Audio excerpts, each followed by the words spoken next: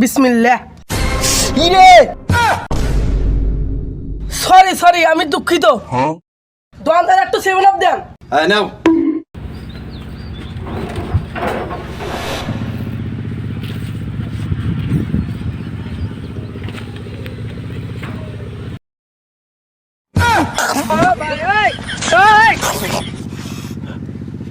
দূর আমার দিনে কি হইতেছে?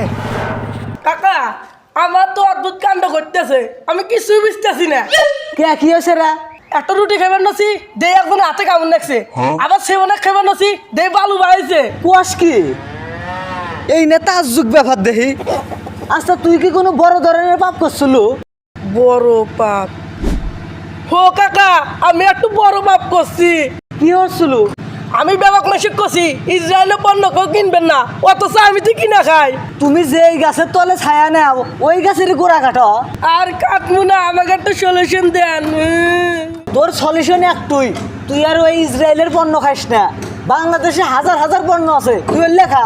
আজকে থেকে আমি আর ইসরায়েলের পণ্য খাবো না। ভাই আমি কিছু করতে পারবো না, এরকম বাহানার কতকাল দেব? দেখেন যার টাকা আছে তার দয়া নাই, যার দয়া আছে তার টাকা নাই।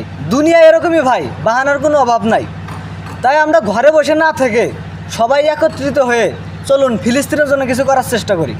ধন্যবাদ।